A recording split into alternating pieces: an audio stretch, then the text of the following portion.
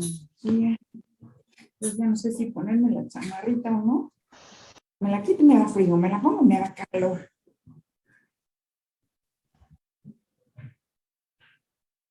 Ahí vamos terminando ya de que entren todos. Y creo que ya, ¿verdad?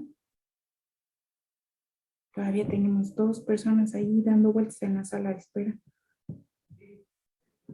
Bueno, yo creo que ahorita terminan de entrar.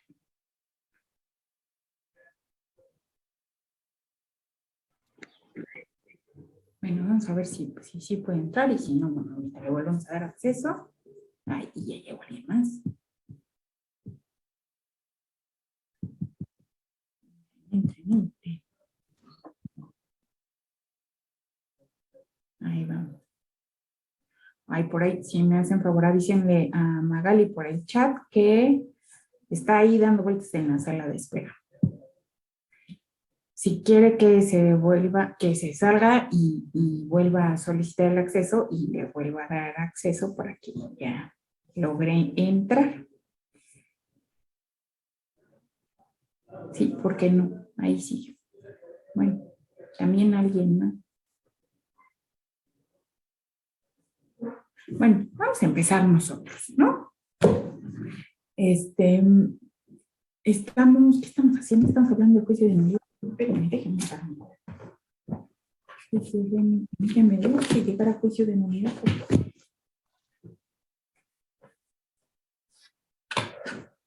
Pero no, ¿verdad? No estamos haciendo.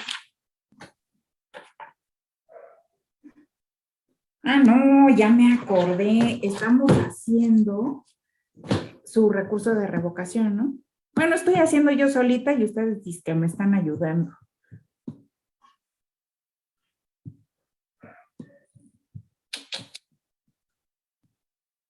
Déjenme lo abro.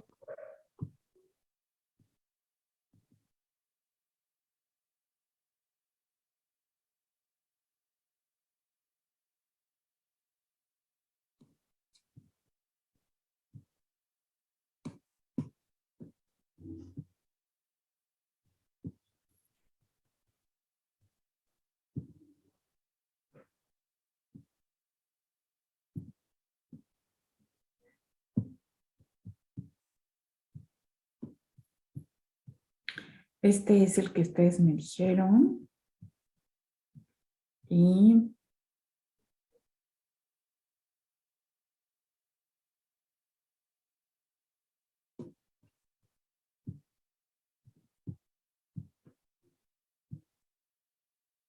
ahí siguen llegando. Bueno, este es el que ustedes me dijeron. Y según yo ayer lo terminamos, ¿no? Aquí está el rubro, aquí está el premio, aquí están los hechos. Aquí está nuestro agravio, este es el otro agravio. Aquí están las pruebas. Aquí está su agravio, sus pruebas.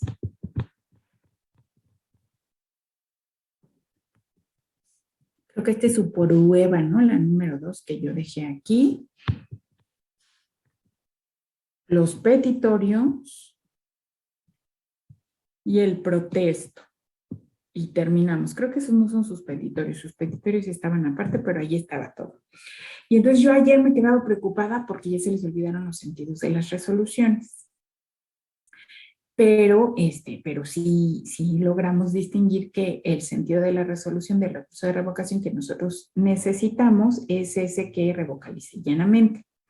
Entonces, en relación con esta redacción de los recursos de revocación con alguna de las partes, con cómo se hacen los agravios, con cómo se relacionan las pruebas, con cómo se clasifican, con cómo voy redactando los petitorios o qué puedo poner en alguno de los petitorios que en particular se les haya presentado en cada una de las partes que ustedes escribieron, o en relación con su propio recurso de revocación, que es que tiene que ver con una solicitud de devolución, que ya les planteaba yo una solicitud de devolución automática, que esta solicitud de devolución automática, aunque en muchos de los casos fueron a presentar su solicitud de devolución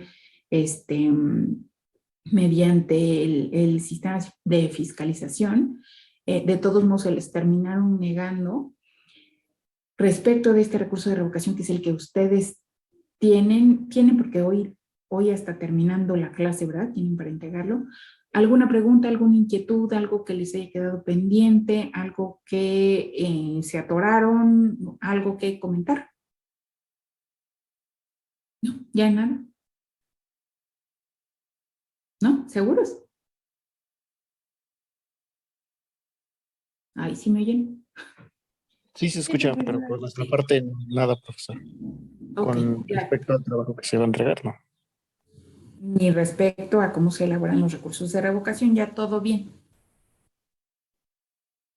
Creo que con el ejemplo que hicimos fue más claro. Ok, bueno, pues entonces ahora sí Profesora, podemos. Sí. bueno, igual en nuestro equipo no hay como duda, ya lo terminamos. Ujú. Solamente, bueno, no sé si podría, como en este caso, si se podría como decirnos como qué puntos nos faltaron o qué fue como el error que llegamos a cometer en el escrito, para pues también nosotros tenerlo en cuenta. No sé si bueno, sería como una petición a ver si nos podría en este trabajo pues sí como dar un poco de retroalimentación sobre el escrito. Sí, claro. De hecho, lo que planeaba es pues hacer mis anotaciones y traérselas aquí, pero sin mencionar los trabajos, ¿no? Sino para que pues las escuchen todos, pero pues cada quien ya sepa cuáles le corresponden. Pero sí, claro, sí haremos una realimentación más puntual en este trabajo. Y ya, nada más. Eso. Bueno, ok, vale. Este, mm, y ya, es que ustedes no han tenido realimentaciones este segundo periodo, ¿verdad? Esta es su primera actividad. Sí, Ah, por eso. Pero no se preocupen, sí vamos a tener una realimentación más puntual, no como las del primer periodo que tenía que ser mucho más rápidas porque éramos mucho más, ¿no? Ok, entonces podemos comenzar con juicio de nulidad al fin. Eh, entonces, adentro de este juicio de nulidad, pues no sé si ustedes ya hicieron su primera parte de la rutina de pensamiento o ya van en la segunda o se detuvieron nada más en el recurso de revocación y están un poquito atoraditos ahí con los contenidos. Platíquenme cómo van con su rutina de pensamiento de juicio de nulidad. Mal. Personalmente, pues sí me detuve con lo del recurso de revocación. Ajá. Entonces, pues sí, aún todavía no la comienzo a No realizar. está, no está, ok. Bueno, pues Isa, Pues yo empecé, pero así que diga, uy, ¿cuánto investigué? No, ok. pero sí recuerdo sí, dos cosas. Ajá. Bueno, este juicio se lleva, bueno, está bajo la Ley Federal de Procedimientos Contenciosos Administrativos. Ándale, eso es importante. Ajá. En el artículo 2 de esta ley nos menciona que este juicio procede contra las resoluciones administrativas definitivas.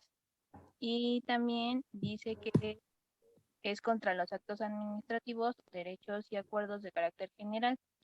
Y en el siguiente artículo dice las partes del juicio contencioso administrativo, que en este caso son tres, que es el demandante, los demandados, y vienen como cuáles pueden ser los demandados.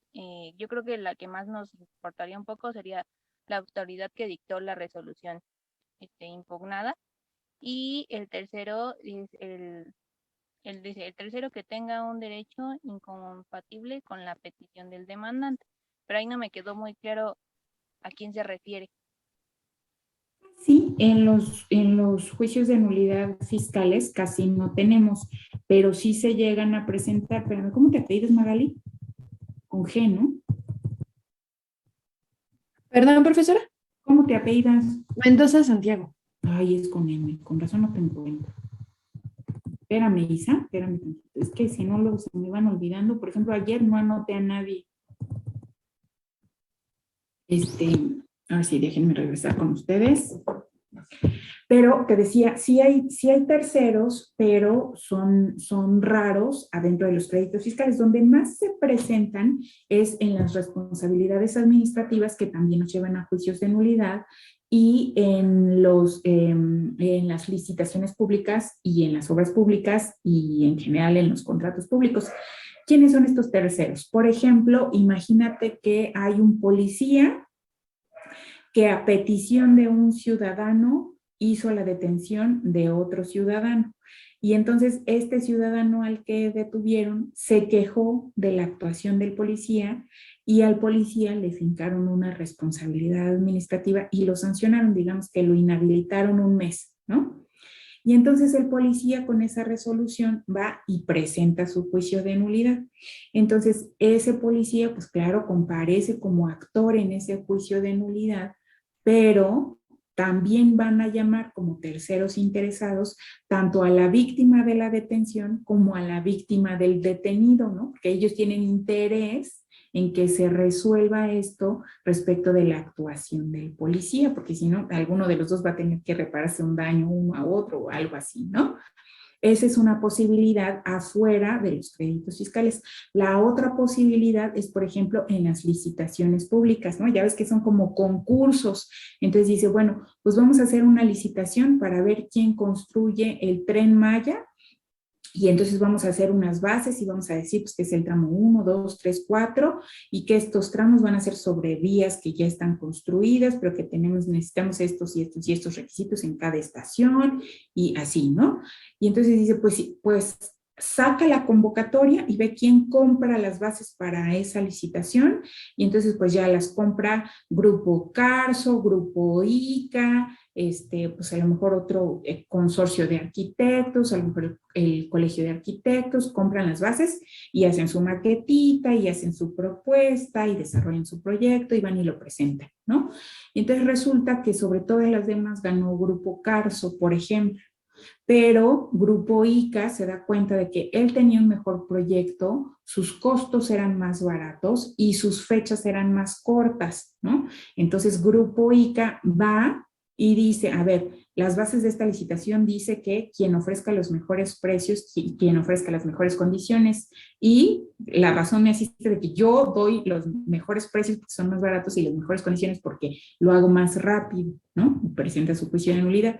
Entonces ahí hay un tercero que respecto de la actuación de la Secretaría de Turismo, por ejemplo, o la Oficina de la Presidencia, pues se vería afectado con el resultado de ese juicio de nulidad, que sería quien ganó esa licitación, por ejemplo, Grupo Carso en este caso, ¿no? Y entonces también lo pueden mandar llamar al juicio. En nuestro caso, en el de los créditos fiscales, casi no hay, pero sí hay, sobre todo en el procedimiento administrativo de ejecución, cuando hay terceros, por ejemplo, cuando el embargo se trabó sobre bienes de un tercero, o sea, se cuenta que tú te dedicas a administrar estacionamientos, ¿no? Y llegaron y te embargaron los vehículos que estaban estacionados en tu estacionamiento pensando que eran tuyos o sabiendo que no eran tuyos, pero como estaban ahí, pues los señalaron como embargados, ¿no? Y luego los dueños de los vehículos van y presentan su recurso y pierden y o ganan y tú presentas un juicio de nulidad y entonces a esos dueños de esos vehículos, o sea, a esos terceros interesados en esos embargos, los tienen que mandar llamar a ese juicio de nulidad, pero la verdad es que son pocas las veces cuando se presenta así un tercero, ¿no?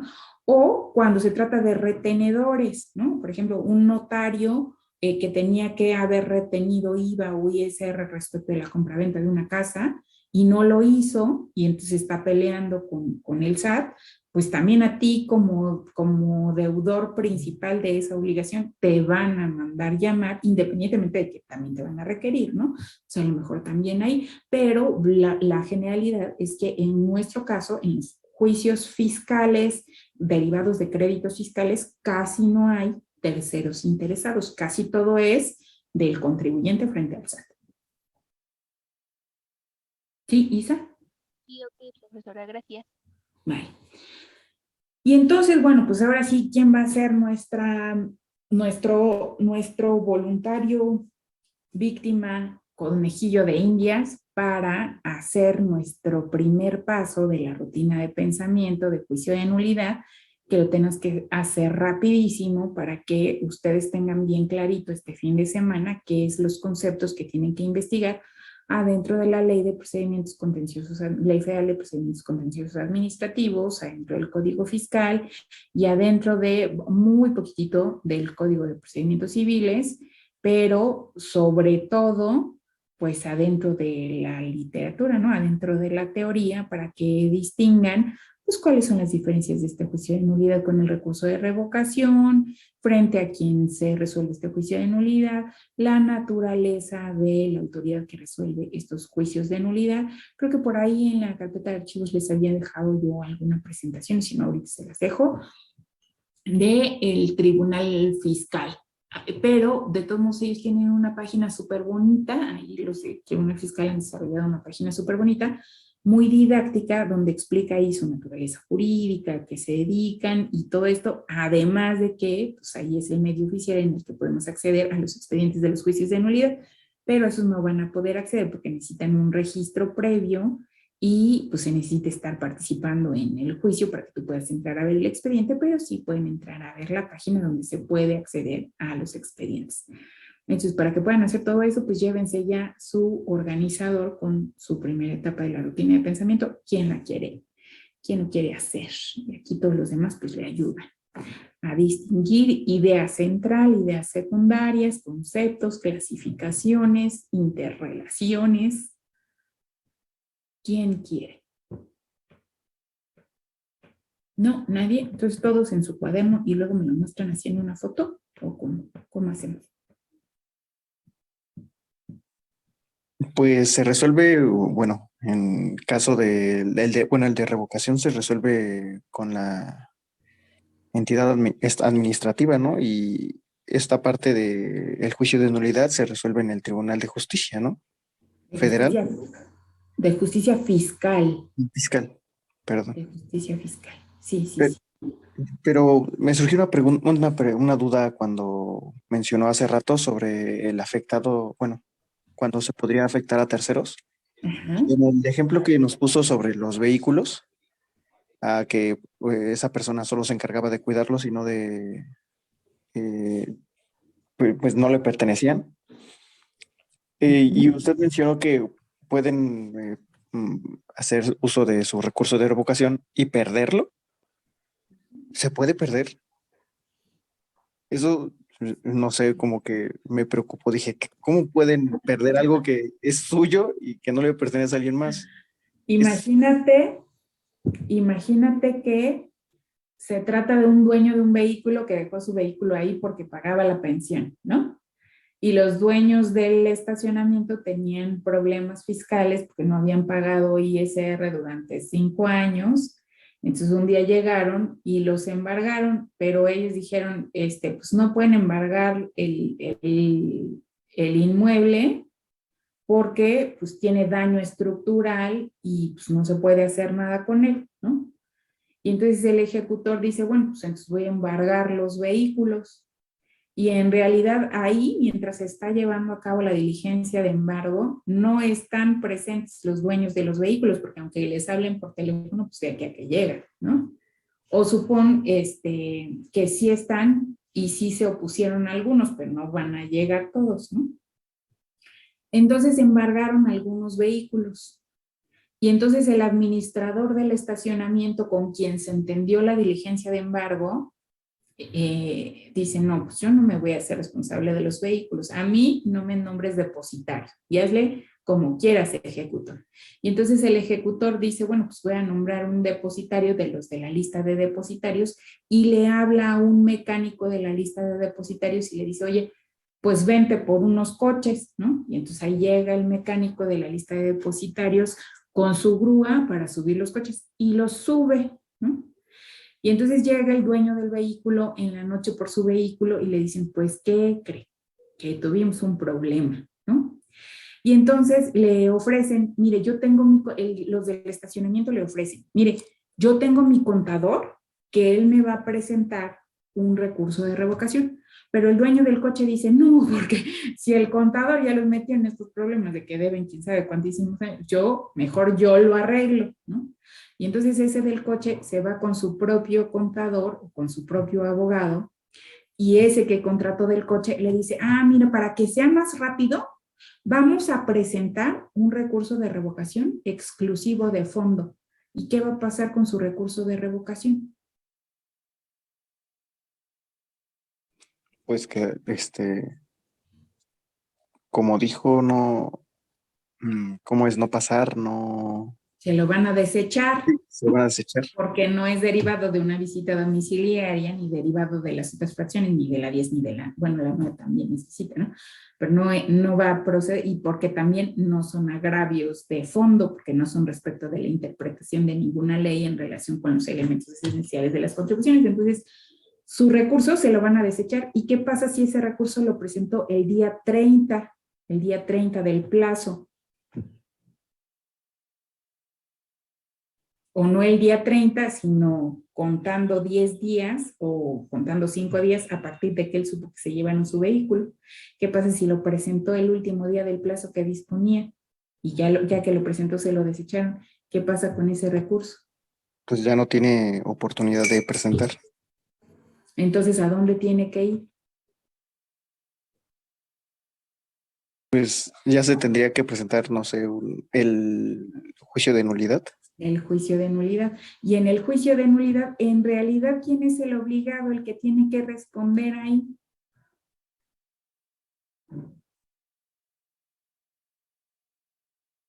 El dueño. Responder como, bueno, Responder del crédito fiscal. pues el dueño, ¿no? ¿El dueño del Directamente, coche? ¿no? ¿Cuál dueño de qué? Pues sí, el de auto, el interesado, ¿no? No. O sea, No, vas a presentar como, bueno, no tú, sino tu cliente va a presentar como dueño del coche su juicio de nulidad. Pero en ese juicio de nulidad, ¿a quién tiene que llamar? Porque es el que tiene que resolver el asunto que le permita liberar a él su vehículo. el del estacionamiento. Al del estacionamiento, ¿no? Entonces, ¿quién va a ser el tercero interesado en ese juicio de nulidad? El del estacionamiento. El del estacionamiento. Pero sí, sí puede pasar. De hecho, pasa mucho más seguido de lo que ustedes pudieran creer. Sí, sí pasa mucho. Sobre todo en esto, ¿no? En el procedimiento administrativo de ejecución. Porque los comerciantes en México, la verdad es que tienden a ser tramposos, ¿no? Y entonces, sobre todo intermediarios, por ejemplo, que tienen inventarios grandes, pero que no son suyos, pues luego cuando llegan a embargarlos, pues lo primero que señalan son esos inventarios, sabiendo que no son suyos, ¿no? O sea, por ejemplo, alguien que vende telas y que tiene ahí los rollos de tela amontonados que los va a entregar a, pues, a Levi's o a donde sea, si lo llegan a embargar, pues lo primero que señala no es su inmueble, ni sus maquinarias, ni estas carcasas para cargar, ni sus montacargas. Lo primero que señala es esa mercancía, ¿no? Que no es de él. Claro, a veces no lo hacen en el sentido de perjudicar al dueño de la mercancía, sino en el sentido de decir, bueno, pues con esto gano tiempo y ya se lo arreglo, ¿no? O sea, se dice sacar a paz, o sea, le resuelvo su problema a este que yo señalé como embargado, ¿no? Pero a veces no, a veces los dejan ahí, ¿no? Y dicen, bueno, pues yo vendo lo mío y yo pues, me voy un tiempo a Miami y pues el que lo arregle, ¿no? Y entonces ahí tienes a los dueños de la mercancía como terceros interesados, pues defendiéndose de los embargos de obligaciones en los que ellos no tienen nada que ver, ¿no? Pero sí es bastante común. O en las familias también, ¿no? O sea, yo he visto un montón de embargos del Coppel, del Electra, del Banco Azteca, donde llegan a los domicilios, como son domicilios comunes de padres, padres, hijos, hermanos, cuñados y de todo, pues si ahí hay, por ejemplo, vehículos estacionados, pues se llevan los vehículos, ¿no? O si ahí hay dinero en efectivo, pues aunque no sea del buscado, pues se llevan el dinero, ¿no? Y entonces en esos embargos, pues los terceros interesados luego tienen que andar pues reclamando sus cosas que se las embargaron indebidamente, ¿no? Pero en esos procesos, pues sí puede pasar que ellos, porque lo plantearon mal, pues vayan perdiendo, ¿no? O terminen aceptando, bueno, pues si no quieres responder por esta deuda de tu hermano o de tu cuñado, pues tu hermano o tu cuñado han configurado fraude o defraudación fiscal y entonces pues se van a ir a la cárcel, ¿no? Y entonces pues ya los pobres embargados terminan por desistirse de sus acciones porque dicen, no, pues frente a la perspectiva de que se vaya a la cárcel, bueno, pues yo doy mi coche y ya lo que me lo paguen, ¿no? Pero pues luego rara vez lo pagan. Pero sí sucede. Bueno, entonces, ¿quién va a ser este organigrama del juicio de nulidad? Ya que ya estamos abordando estos temas del juicio de nulidad, ¿cuál es la idea central aquí en esta unidad temática 4 que se llama juicio contencioso administrativo en materia fiscal o del que estamos hablando nosotros, que es su nombre cortito? ¿Cuál es nuestra idea central?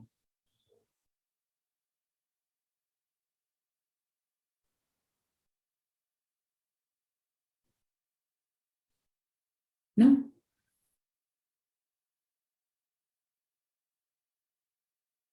No, nadie. Bueno, pues entonces, Profesora, una pregunta. man, Me quedó me quedó una duda ahorita que está refiriéndose al ejemplo. ¿Qué funciones tiene el depositador? ¿el qué? El depositador. Querrás decir el depositario, Ah, exacto, el depositario. pero ese no es del juicio de nulidad. ¿De dónde es? ¿De qué proceso es el depositario? Si estamos Este, hablando del embargo, ¿de qué proceso es el depositario?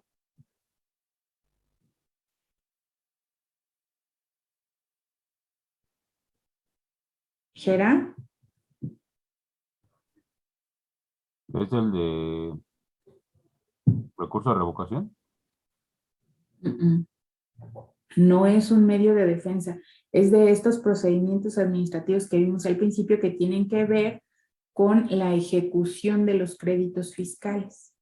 ¿Te acuerdas que veíamos facultades de comprobación? Y el otro proceso que tiene que ver con el cobro coactivo, con el cobro forzoso de los créditos fiscales. ¿Cuál es ese proceso o procedimiento? ¿El embargo? Sí, el embargo, pero ¿cómo se llama completo? ¿Precautorio? No, el PAE, ¿cómo se llama? ¿Qué significa eso? Procedimiento administrativo de ejecución. Ándale.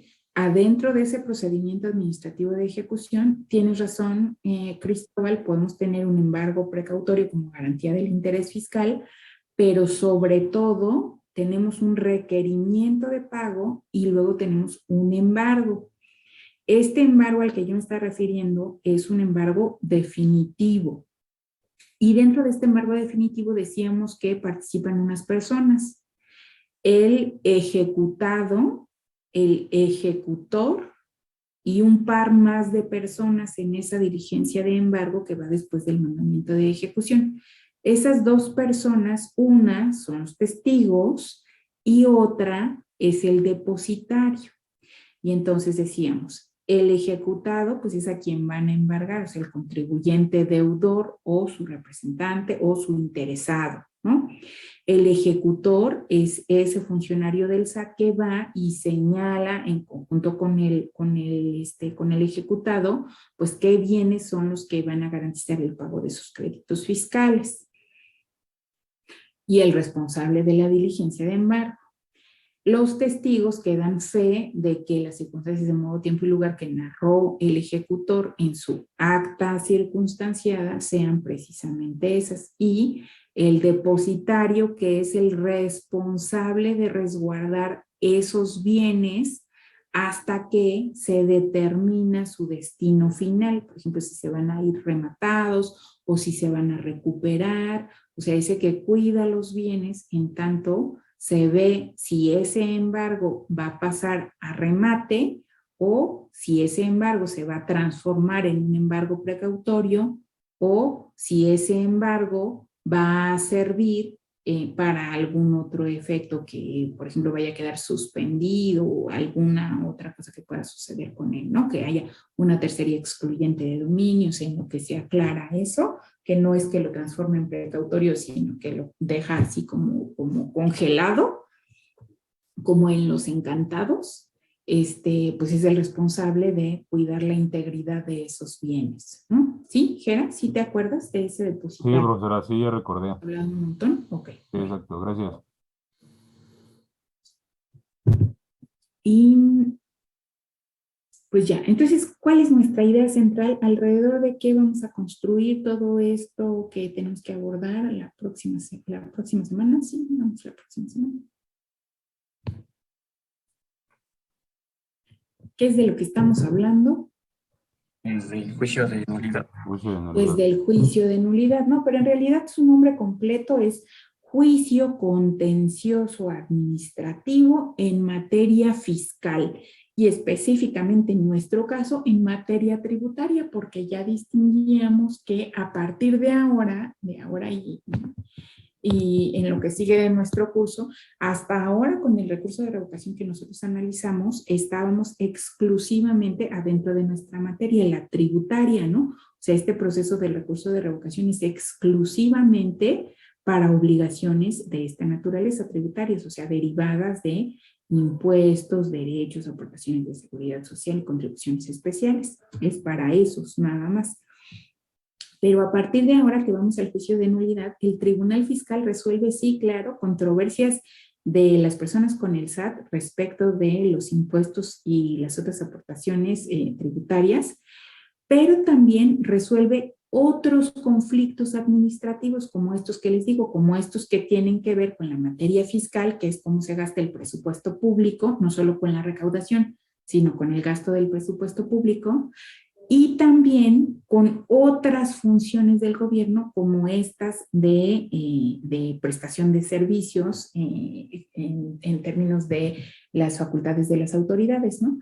Entonces, todas estas que tienen que ver con las responsabilidades administrativas del servicio público, o sea, de los servidores públicos, o sea, las que tienen que ver con este sistema anticorrupción, que ya no es sistema y no está en anticorrupción, pero que todavía existe en la ley, y que engloba todo lo que tiene que ver con los órganos de control, y la secretaría que supervisa o audita la función de la administración pública.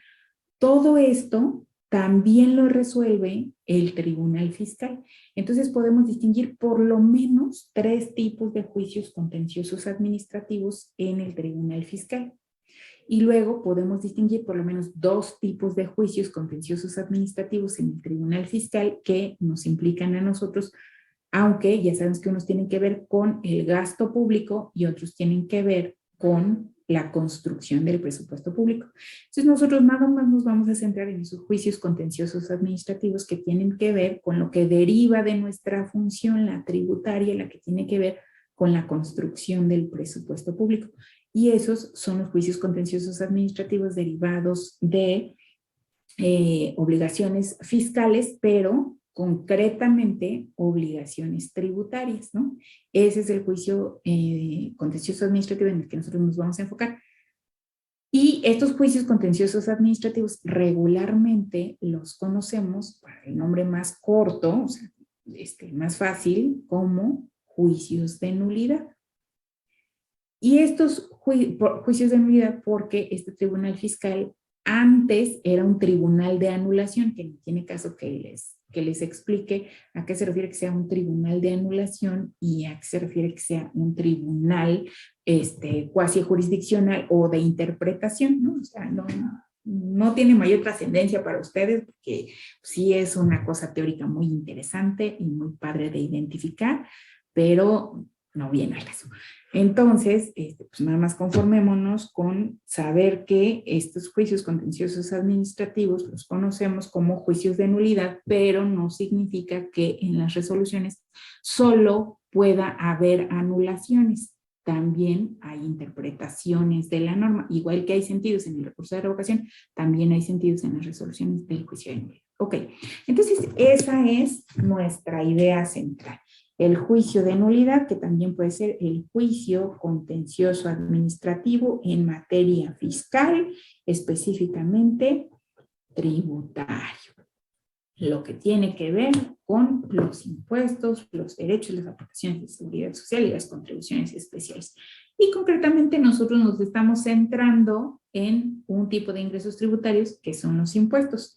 Y de esos impuestos, concretamente, en un tipo de impuestos, en los impuestos federales, ¿no? Entonces nosotros nos estamos centrando dentro de todo el juicio de nulidad, en el juicio de nulidad por tributos, específicamente impuestos. Esos son los ejemplos que nosotros vamos a analizar, los que tienen que ver con impuestos. A lo mejor yo aquí les platico algunos otros ejemplos de otros juicios de nulidad, como ahorita este de la licitación o como de las responsabilidades administrativas, pero nosotros nos centramos en estos tributarios, ¿no? Esa es nuestra idea central.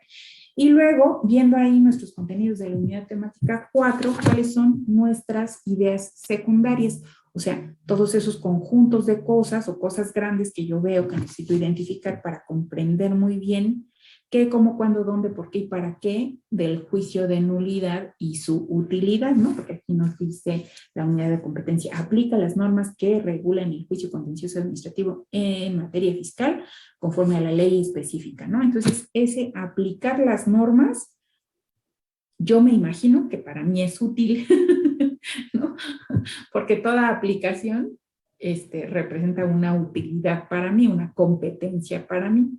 Entonces, yo tengo que identificar para saber aplicar qué es, cómo funciona, para qué sirve, quiénes interactúan en él, o sea, todo esto que nos dan las preguntas generales de investigación de siempre, ¿no? ¿Qué, cómo, cuándo, dónde, por qué y para qué?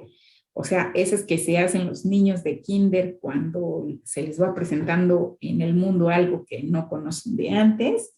Entonces, a partir de estas preguntas, pues yo distingo que lo que tengo que entender es el juicio de nulidad y a partir de ver que el juicio de nulidad es lo que tengo que entender, pues veo que hay otros montoncitos de cosas que van a integrar mi entendimiento del juicio de nulidad, ¿no? Así como si fueran unos legos, ¿no? Y entonces, pues, ¿cuáles son estos montoncitos de cosas que debo comprender? O sea, ¿cuáles son las ideas secundarias que debo comprender para entender todo lo que necesito saber del juicio de nulidad? ¿Cuáles dirían ustedes de las que están ahí en nuestro temario? Las partes del proceso, profesora. Otra vez que era porque no te entendí muy bien. Las partes del proceso. Las partes, ok, las partes. Y respecto de las partes en este proceso del juicio de nulidad, valga la redundancia, ahora sí yo ya parto de algo conocido, ¿no? Porque yo ya sé, conozco muy bien a profundidad el recurso de revocación. Entonces yo ya distinguí en el recurso de revocación que hay unas partes para fijar la litis, ¿no? Entonces, estas partes en el juicio de nulidad a lo mejor me dan dos formas de entender las partes. Unas, qué partes interactúan en el juicio de nulidad y otra, en qué partes se divide el proceso del juicio de nulidad. ¿Sí ven eso o no me di a entender y no saben ni de qué estoy hablando? ¿Cómo ven? Sí, profesora. Ok, y entonces en partes yo ya sé que me tengo que referir a dos cosas. ¿Qué nombres les puedo poner a esas dos cosas a las que me tengo que referir como partes en el juicio de nulidad? ¿Podrían ser los sujetos y los procedimientos? Ok, bueno, vamos a ponerle así, ¿no? Los sujetos por un lado y los procedimientos por otro lado.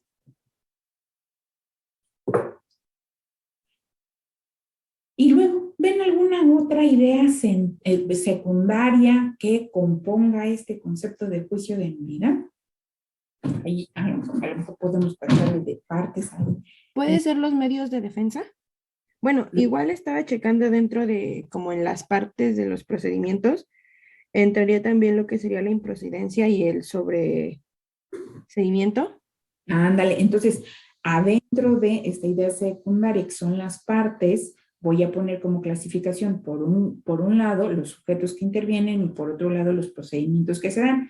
Y en los procedimientos que se dan, yo ya distingo, porque parto de lo que conozco en el recurso de revocación, que el sobreseimiento y la improcedencia están adentro de una de estas etapas procedimentales, adentro del juicio de nulidad.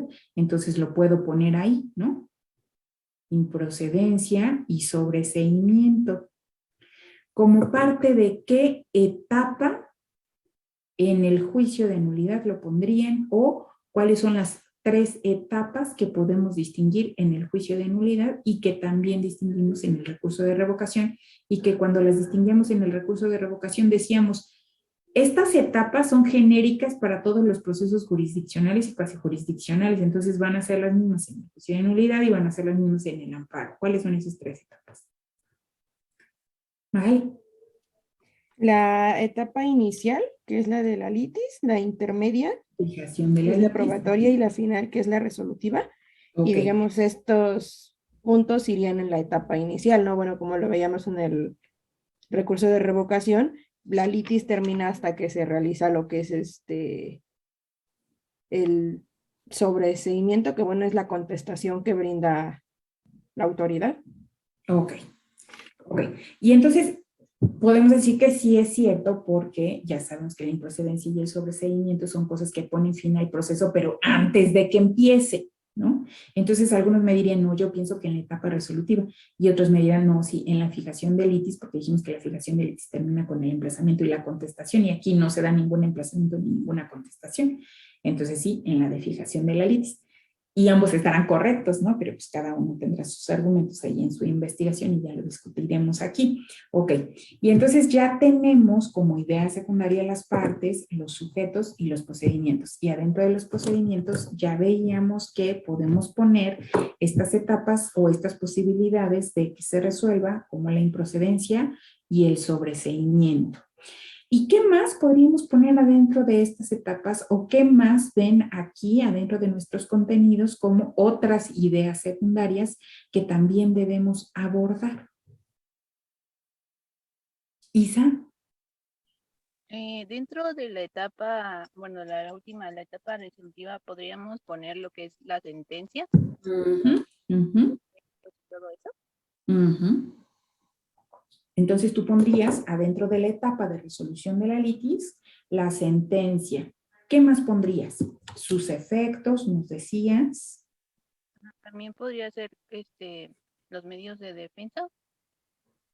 Los medios de defensa los pondrías adentro del procedimiento del juicio de nulidad.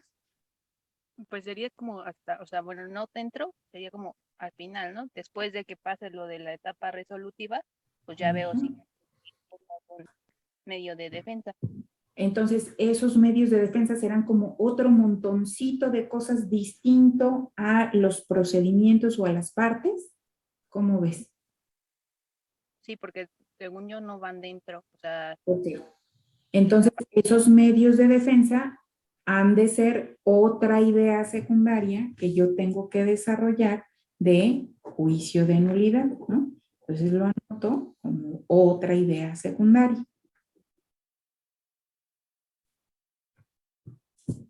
Ok, y adentro de estos medios de defensa, ¿qué clasificaciones o qué posibilidades tengo que poner? ¿El amparo? Ándale, uno de ellos es el amparo. ¿Y el otro? La La revisión revisión fiscal. fiscal. Revisión fiscal. Ahí está, ¿no? Profesora, Sí. bueno, regresando a como las partes del juicio, también dentro de las partes podríamos bueno, lo que son las pruebas, ¿no? Porque eso iría como dentro de la etapa intermedia, que sería la probatoria. Vale, entonces ya encontramos ahí algo que podemos poner adentro de la etapa probatoria. Y entonces adentro de la etapa probatoria, ¿yo qué quiero poner? Las pruebas y qué más. O respecto. Y la valoración. Ándale, las pruebas, su valoración, ¿alguna otra cosa? La admisión. su admisión, que de hecho primero sería la admisión y luego la valoración, ¿no? ¿Alguna otra cosa? Cierre de la instrucción. Eso que, ¿sabemos qué es el cierre de la instrucción? A lo mejor no. Podría ser como el que ya a partir de este momento no se admiten más pruebas. ¿No? Que partimos de lo conocido en el recurso de revocación y nos imaginamos que este cierre de la instrucción es ese momento procesal donde se suspende esta etapa probatoria y se pasa a la siguiente etapa, ¿no? Pero eso es lo que yo me imagino, o a lo mejor si lo sé con más certeza, porque ya viví un ejemplo, porque lo tengo cercano, porque ya lo leí, pues ya nada más lo anoto en mi investigación y ya nada más voy a una sola fuente de información a confirmar que eso que yo anoté es cierto. Pero si no estoy seguro, si lo estoy imaginando, si no tengo tanta certeza de que de eso se trate, pues tengo que ir a 3 fuentes de información distintas a obtener mi concepto de cierre de la instrucción, ¿no? Pero si es cierto, pongo como parte de la clasificación de esta etapa probatoria las pruebas y respecto de las pruebas pongo su admisión, su valoración y a lo mejor el cierre de la instrucción. No estoy tan segura, pero yo lo voy a querer poner ahí, ¿no? Ok. Y entonces eso respecto de las pruebas. Y luego, ¿qué más me queda por acomodar de estos temas que están aquí en mi organizador? Ya puse juicio de nulidad, ya puse las partes, ya puse unos sujetos, ya puse el procedimiento, ya puse la fijación de la litis y ya puse el sobreseimiento y la improcedencia, ya puse la etapa probatoria con las pruebas, su valoración, la admisión y cierre de instrucción, ya puse la etapa resolutiva con la sentencia y sus efectos y ¿qué más me falta acomodar? ¿Sería la demanda? ¿Ok? ¿Y esa dónde la acomodo? Pues iría también como dentro de las partes. La demanda dentro de las partes, bueno. O sería como una idea secundaria externa. Vamos a ver. Partamos de lo conocido. Una demanda es equivalente a un escrito inicial de recurso de revocación porque es lo que inicia este proceso del juicio de nulidad. Entonces, este escrito inicial del recurso de revocación, ¿ustedes dónde lo acomodaron en su organizador gráfico en la tercera etapa de su rutina de pensamiento? En la etapa inicial. Una idea secundaria aparte, lo acomodaron en la etapa inicial, o sea, en la de fijación de la litis. Ahí lo acomodaron. Entonces, la demanda, ¿dónde la acomodarían? Igual dentro de las partes del juicio en la etapa inicial. Ok. En las partes, en los procedimientos, en la etapa de fijación de la litis, y ahí yo digo que primero va la demanda. Y de la demanda, ¿qué tengo que analizar?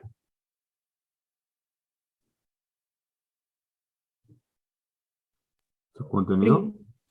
Su contenido, pero decir su contenido como que yo parto de algo ya más conocido, porque yo ya voy siendo experto en procesos de defensa fiscales, y entonces su contenido, yo ya sé cuál es su contenido, ¿no? O sea, ¿cómo podrías decir así genéricamente el contenido de la demanda? ¿Cuáles son sus partes? ¿O cómo les podemos llamar? ¿O mencionar sus partes? ¿Qué conocen respecto de este escrito inicial que ustedes saben que son elementos comunes a todos los escritos iniciales? Que lleva un rubro, un proemio. Ándale. Entonces ahí lo anoto, ¿no? Sí, claro, el contenido, pero yo ya sé que es un rubro, un proemio, ¿qué más? El protesto. Un protesto y unos capítulos especiales, ¿cuáles son? Los hechos, los agravios, las pruebas y los petitorios. Unas pruebas y unos petitorios. Yo digo que lleva lo mismo que el escrito inicial del recurso de revocación, pero parto de lo que conozco. Tengo que indagar si sí es cierto o no es cierto que ese es el contenido de una demanda en un juicio de nulidad. pero ya parto de algo más conocido que genéricamente decir, ay, tengo que investigar cuál es el contenido que debe contener una demanda, ¿no? O sea, yo ya sé cuál es el contenido, nada más tengo que asegurarme que sí sea ese, que yo ya sé, ¿vale? ¿Y qué más tengo que analizar o investigar respecto de la demanda? Los requisitos que debe de cumplir. Sus requisitos. ¿Habrá alguna diferencia entre los requisitos y el contenido? ¿Cómo ven? ¿O si es algo que debo investigar por un lado y por otro lado, o serán parte de la misma clasificación? Pues ustedes decidan, ¿no? Ya ustedes Pues sí la... podría ser, bueno, diferente, ¿no? Porque en el escrito inicial del recurso de revocación mencionaba que pues a lo mejor ya había puntos que pues una persona, como se presentaba directamente en el buzón tributario, pues a lo mejor como que no le pedían como cierta formalidad a ese escrito, como que mandara todo fundado hacia los artículos, porque pues a lo mejor no tiene el conocimiento como tal de la ley, pero pues esta al ser una demanda, pues se entiende que pues se debe de tener más el conocimiento y pues obviamente ya no la puede presentar únicamente el contribuyente. Entonces sí tendría como que algunos ciertos requisitos, como pues ahí sí que podría ser como que esté más fundado la demanda que se está presentando, ¿no? Bueno, sí, sí es cierto. Sí tiene algunos requisitos y ustedes lo pueden acomodar como ustedes quieran en su propio organizador. Por un lado, los contenidos como parte de esta clasificación de lo que va adentro de la demanda, como parte de la etapa de fijación de la litis, como parte de los procedimientos dentro del juicio de nulidad, como parte de esta idea secundaria grandototota, que es las partes del juicio de nulidad. Entonces, ustedes deciden, ¿no? Yo, en mi gusto, yo los pongo juntos porque yo digo que el contenido y los requisitos son una cosa relacionada que no puedo separar. Pero tienes razón, Magali, porque sí es cierto. En el juicio de nulidad sí hay cosas específicas y puntuales que hay que cumplir que no se necesitan cumplir en el recurso de revocación, aunque de una vez, déjenme recordarles, en todos los procesos jurisdiccionales aplica el mismo principio general del derecho de dame los hechos, tú particular dame los hechos y yo, autoridad, te doy el derecho. Entonces yo en realidad nunca, ni en mis trámites administrativos en el ejercicio de mi derecho de petición, ni de mi derecho de audiencia, nunca tengo la obligación de fundamentar. Siempre nada más tengo la obligación de motivar. Entonces, en esa parte, despreocúpense. Ustedes son libres de hacer todos los razonamientos que ustedes quieran y expresárselos a la autoridad y ella los tiene que valorar en los términos de la ley, ¿no? Incluso, por ejemplo, lo vemos en el amparo.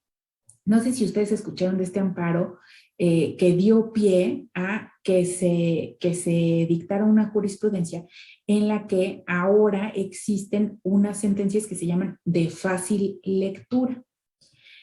Y esto lo decidió la Suprema Corte a partir de una demanda de amparo que presentaron unos niños, bueno, los ayudaron, ¿no? Pero unos niños yucatecos que presentaron una demanda en contra de una empresa que estaba contaminando un cenote que pues surtía de agua a su comunidad de estos niños, ¿no? Entonces, como los niños interpusieron el amparo por su propio derecho, pues primero fue un argüente para ver si sí se los admitían o no, o tenían que firmarlo su papá, total que sí se los admitieron. Y luego cada vez fueron resolviendo cosas diferentes, ¿no? Y total que al final sí ganaron su amparo, pero en la sentencia que les entregaron a los niños, pues los niños obviamente no entendían nada, uno porque eran niños y dos porque hablaban maya. Y entonces la Corte decidió que para esos niños les iban a dar una sentencia de fácil lectura, o sea, redactada en el idioma de los niños, en el idioma, en el maya de los niños, pero además en una redacción adecuada para unos niños, ¿no? Entonces, sí, como esto, hay requisitos adentro del proceso del juicio de nulidad que sí se deben de cumplir especialmente y que sí pudieran ser diferentes al contenido, ¿no? Pero, pues ya esto es ya cosa de cada quien. Pero lo que quería puntualizar es que nunca tenemos nosotros la obligación de dar el fundamento, pero ya vimos cuando construimos nuestro agravio que sí es mucho mejor que yo sepa y proporcione el fundamento a que no lo proporcione, ¿no? Bueno, y ya se nos acabó el tiempo y todavía nos quedaron algunas cosas pendientes de acomodar aquí en nuestro organizador gráfico, ¿no? Entonces vamos a dejarlo hasta aquí y ya el próximo lunes me dicen qué de el tribunal y qué de las causales de anulación y qué de la revisión fiscal adentro de su organizador, a ver dónde lo acomodaron y si ya empezaron a investigar, pues a partir de estas ideas secundarias, ¿no? Que ya vimos, pues es juicio de nulidad, sus partes y sus medios de defensa, hasta dónde van, ¿no? Ya no tenemos 2 ideas secundarias. Y ya, bueno, pues oficialmente inaugurado el fin de semana, descansen mucho lo que puedan, diviértanse y nos vemos aquí el lunes. Gracias, profesora. Hasta luego, profesor.